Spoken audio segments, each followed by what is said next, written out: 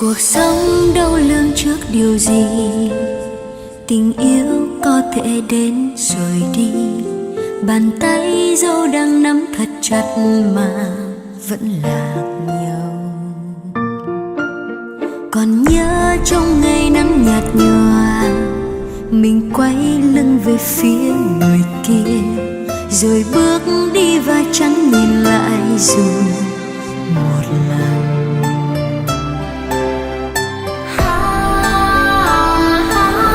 Kể từ ngày đó hai ta chẳng thấy nhau.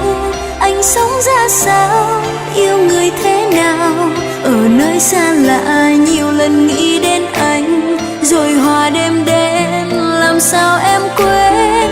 Nhiều năm tháng em trở lại lối xưa, anh có biết không, trong em vẫn rung động. Cảm giác quay về nhưng giờ anh với em chỉ là người yêu cũ.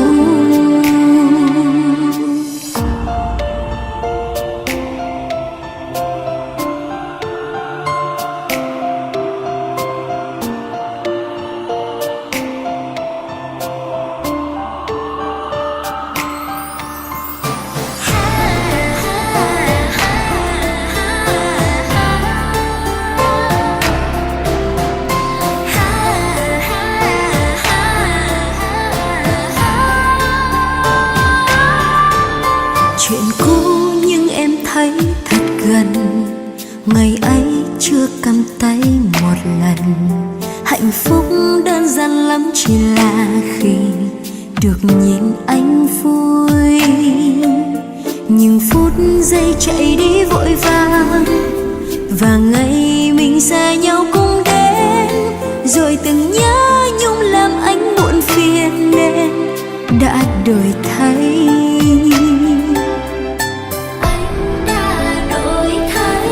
Kể từ ngày đó hai ta chẳng thấy nhau.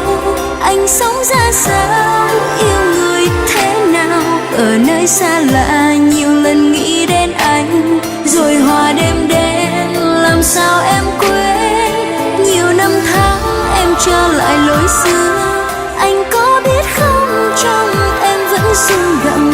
Cảm giác quay về nhưng giờ anh với em chỉ là người yêu cũ. Kể từ ngày đó ta chẳng thấy nhau.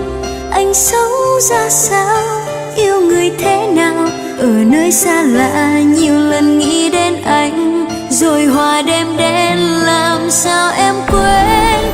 Giọt nước mắt vẫn rơi hoài, kéo theo những nỗi đau dài. Cảm giác quay về nhưng giờ anh với em chỉ là người yêu cũ. Ký ức vẫn còn nhưng giờ anh với